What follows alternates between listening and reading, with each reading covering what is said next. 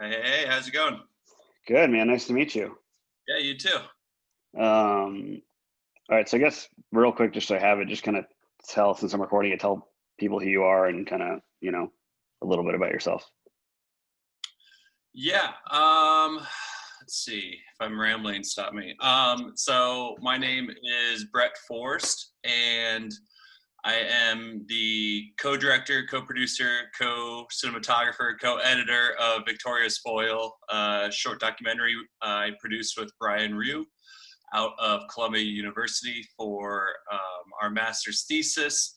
And it was quite an undertaking with COVID and school and everything else going on in the world. And born and raised in Colorado, went to undergrad at University of Colorado. And I'm a big mountain climber, snowboarder, hiker, mountain biker, whatever, all the outdoor goods. So Cool. yeah, that's me in a nutshell. Awesome. Great. Yeah. And I went to CU Boulder also. So, Which is um, awesome. yeah, I haven't been out there in a while. I need to go back, but we'll see. Hopefully we get the vaccine soon and we can start traveling a little more freely. What did you study at CU? Was it film or was it something else? Yeah, so for undergrad, I have degrees in anthropology and film. Yeah. And for most of my professional career since college, I did a lot of video production, editing type stuff. I did, and then I wanted to focus more on journalism, which is why I decided to go to Columbia to get my master's. And since I had the video background, I thought, why not join their documentary program? Because I didn't know if I'd ever have another chance to make a documentary, and that's always been something I wanted to do. So I decided to add that on to my Columbia master's degree. It was a full extra summer semester to do that, but I think it was worthwhile. Cool. Yeah. So tell me, how did you kind of come up with this story or find this story, I guess, and, go from there. I spent a good couple months just meeting with refugee organizations in New York City, meeting with refugees themselves, just trying to find the right character and story for a documentary. And I kept realizing everyone has these amazing stories, but they've already happened. And I wanted to try to do more of a verite documentary. So I kind of pumped the brakes and re-evaluated. And I knew I really wanted to work with Brian as a partner because he has a great film background as well. And I thought we'd really work together and produce something incredible. But he wouldn't work with me until I had a solid story. He was working on his own thing. I was like, okay, let me reevaluate. So, Did you guys meet in the um, master's program together? yeah. So we were in the class together, and the way Columbia works is we had 15 people, so it was an odd number, which got kind of weird. One person ended up by themselves, but everyone kind of picks a partner to produce a documentary with. Everyone develops their own storyline and story and everything. And then once the pitches and proposals are approved, you have to pick one over the other for a story. Okay. So sometimes that can lead to contentious Yeah. disagreements, but luckily Brian ended up doing his. It was about this environmental group in New York. He did it separately, ended up producing a short, like 13, 15-minute film on his own. And then we ended up going with my story, which was nice. But, part of working together is we realized we would have been happy doing either story. Yeah. So I was trying to work smart as well. And I thought, okay, as part of this thesis program, I have to have this documentary done by mid-August. What's a good story arc that's going to happen from October 2019 to August 2020? I was like, oh, the Olympics and Paralympics are happening in Tokyo. That would be a really interesting documentary. I'm in New York City. There's bound to be some athlete here training somewhere for some sport. And that was just the seed of my idea. I just started Googling and researching just Team USA athletes. And so being at Columbia, I recognized they have one of the nation's best fencing programs, if you didn't know. And so I went to the Team USA fencing page, and then I noticed there was a category for para-fencing or wheelchair fencing, and I thought, I did not know that was a thing. That's fascinating. So I clicked into that just to kind of check it out, see what that sport was. And of the dozen or so team members that were listed, I noticed one was in Poughkeepsie, New York, and that's Victoria Isaacson. And I thought, holy cow, this girl seems amazing. She does a sport that is fascinating to me because I know nothing about it.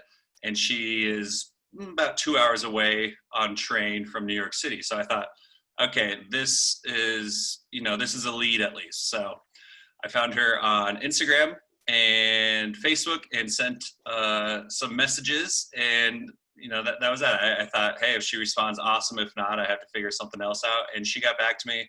I remember the day she responded to my Instagram message saying yes, she'd be interested in talking more about a documentary. I remember that was one of the happiest days in recent memory, especially after this year. I just remember walking home from Colombia, just practically jumping, just because I was like, I knew right then and there, I thought Victoria was going to be my documentary, and it obviously turned out well. So that's kind of how I found it. And it was just me trying to work smart and find a good story arc, and then also just getting lucky, discovering Tori and parafencing and having her be so close to where I was living at the time. Cool. So did you have to kind of convince Brian of this, or was he kind of on board right from the start? Once I pitched the idea of just who this person was before I had even met her, I just told him, hey, there's this wheelchair fencer. She's trying to get to Tokyo. I think it could be a really good story. And he just said, yeah, that sounds okay to me. And we decided to work together then and there, which is great. And then I ended up going up. I rented a car, took a train a couple of times just to go to Poughkeepsie and the horse ranch where Tori was working at the time, just to meet her, interview her, make sure that there was a developing story, that there'd be something for me to film throughout the year. And after probably about 2 or 3 meetings, Brian finally came up with me and met her as well at her parents' home in Poughkeepsie, where she's living at the time. So, and when he met her, he agreed. He thought she was great. But this is pre-COVID, I assume. Yeah, so this all would have been November, December of 2019. I think Brian maybe didn't come up until January 2019. So yeah, we got lucky in me finding the story and finding Victoria before COVID hit, and we got, I want to say maybe seven to 9 filming days in person before COVID hit. So the bulk of our story, we try to focus pre-COVID, because we didn't want it to be a whole kind of Zoom documentary kind of thing, just with safety issues and everything regardless. But then just Colombia downright refused to let us film anything in person once COVID hit. So we got lucky in having to kind of finagle our very minimal filming days, our in-person filming days, into almost a majority of the documentary. We did integrate some stuff post-COVID, but we tried to steer away from that. And yeah, so we kind of got lucky on a lot of things with that. How many conversations did you have before you started filming? Conversations with her?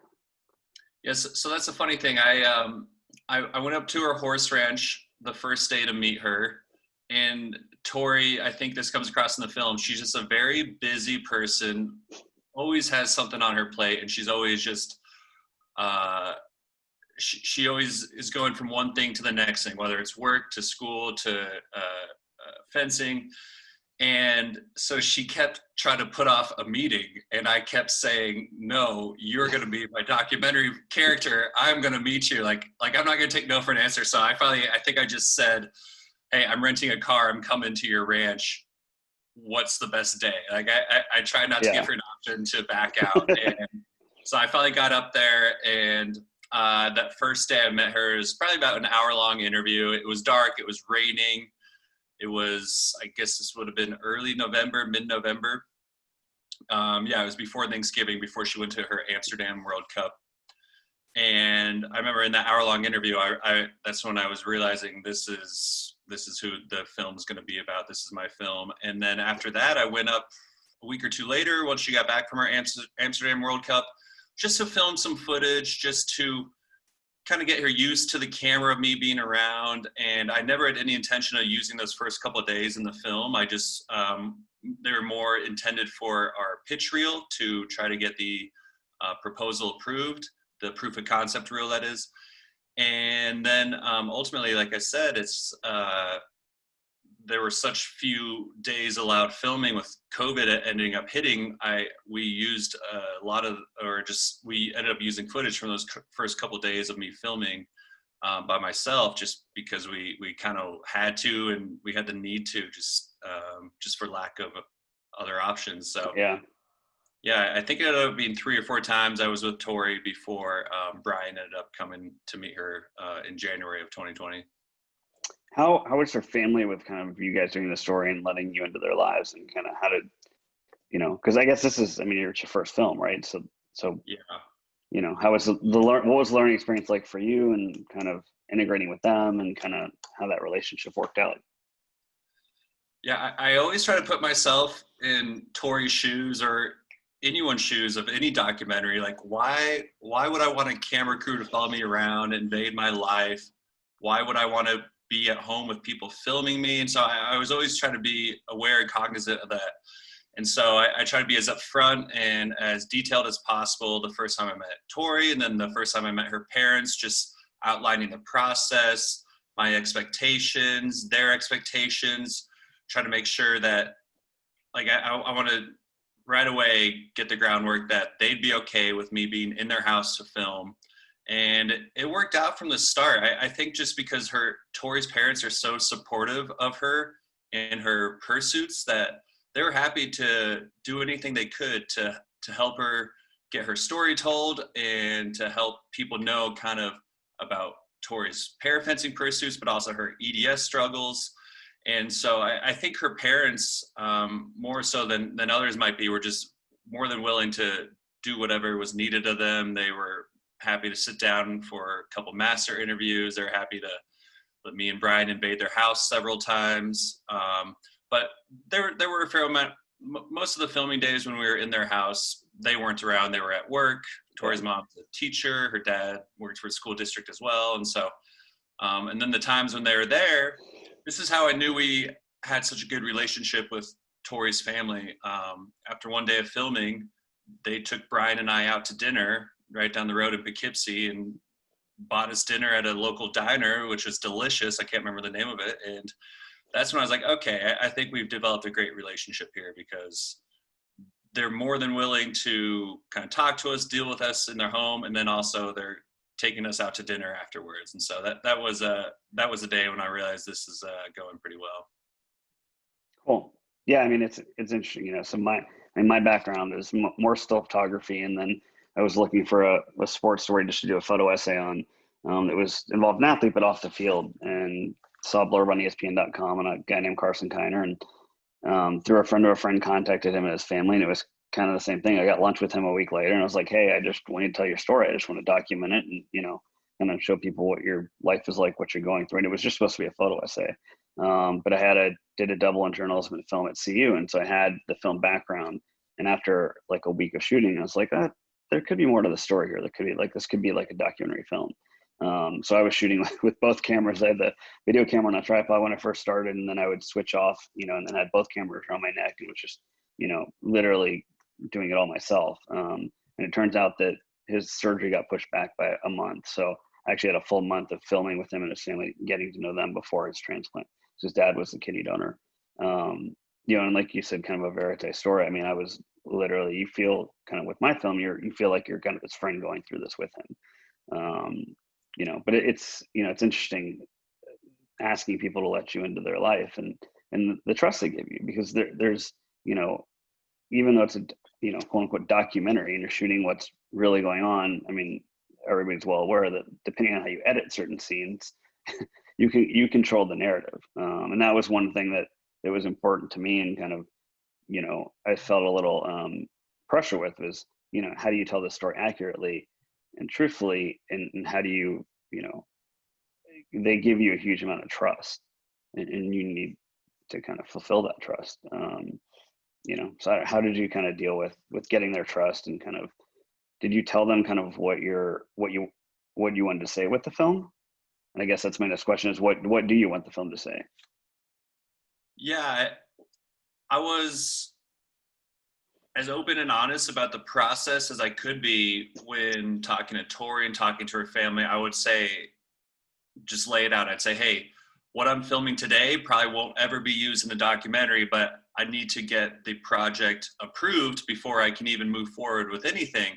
And so I would just, I don't know if everyone, says things like that, but I just wanted them to know when I was filming, what it would end up being used for, and the process, because I had to be honest with them.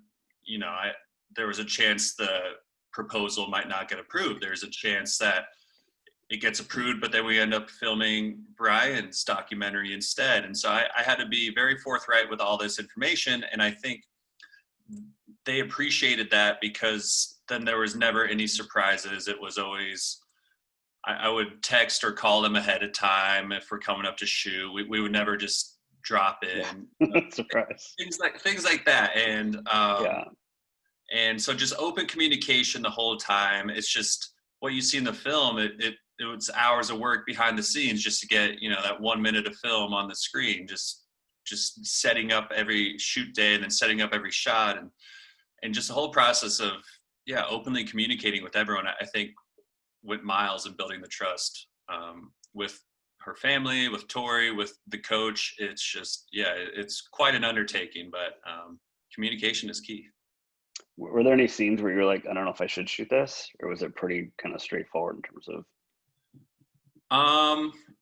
Well, we always intended to have more medical scenes of her at doctor's offices and whatnot. And then just when COVID hit, we just couldn't plausibly do that because of safety concerns and whatnot. And so we try to have Tori shoot a couple doctor visits when she'd go on her own. And those are one of the things we decided to cut out, and they ended up not being too intrusive anyway based on what she shot. But I think had COVID not hit, we would have come across more issues of sensitivity in terms of what we should and shouldn't film based on what we kind of thought we wanted. But with COVID, we just had to get creative and kind of do what we could do. So that's an issue we didn't come across as much as I anticipated when I was kind of building the initial proposal. I mean, I obviously shot a lot of doctor's visits, and, shooting the transplant, one of the doctors was like, I don't know why you want to shoot this. This is like such a routine surgery. And I'm looking, I'm like, well, it's not. Like, it may be for you, and that's great that you feel like it's totally routine. But, I always go back to kind of how kids look at things. And if you were going to tell, like, an 8-year-old that, hey, we're going to take something out of your body and put it into this person's body, and then it's going to help them live and they're going to be fine, the kids would be like, that's crazy. You're never going to do that. That'd be a miracle if that works, but for the doctors, it's, it's become, routine. Obviously with mine, the biggest issue is just raising awareness for organ donation and getting people to register to be an organ donor and having the organs to transplant. And then obviously with COVID, got a little harder to do some transplants. So I guess what's your goal with the film? I mean, I guess how important was talking about EDS in the film? Like, how did that come into, and what kind of information was on the U.S. Olympic site or the Paralympic site about her, the tracking of the story? Well, first, I just remembered something else to go back to your last question about tough scenes to film. In all of our rough cut initial screenings, the number one comment or criticism that would come across is Tori is too stoic. She's too hard shelled. And to me and Brian, that's just who she is. She's an athlete. If you know athletes, a lot of them are that way, tough exterior. They don't want to show their emotions because they're just committed to their goal, to winning, to beating their opponent, whatever their current goal is. And that's how Tori came across. And I was fine with that. Brian was fine with that. But audiences, our test audiences, really wanted to see more of Tori, especially since we decided to make it more of a portrait film than a sports journey film, since COVID eliminated all the sports aspects of it. So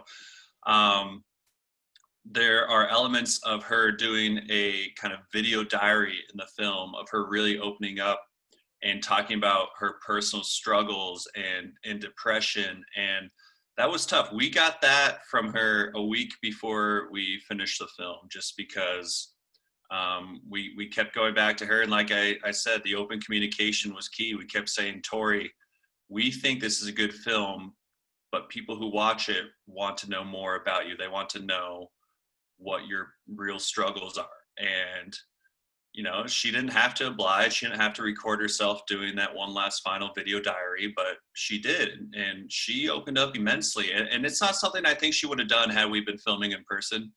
So that was one of the benefits of being able to integrate these kind of Zoom computer interviews into the film. It was out of necessity, but then we ended up getting a much more introspective look into Tori's emotions than we would have otherwise. And so that was tough and not something I thought we were going to get. So yeah, that was something big that ended up developing in the film. I mean, were the diaries, was she doing that before you guys met her, or is that something you asked her specifically to do? So there are some in the film that she had done on her own. There's a scene where she's kind of filming a vertical video, is for her Snapchat, I believe, of her being in urgent care right after the Amsterdam World Cup. And that was the first time I saw her vulnerable. So I knew she had this side to her, and she would do that for her, her personal social media accounts. And so that's why I thought maybe it might not happen on camera, even though I think she was pretty comfortable with us by the end. But yeah, so she did it on her own a bit, but then also that final video diary was more or less for the film, but it's something she had done before outside of production.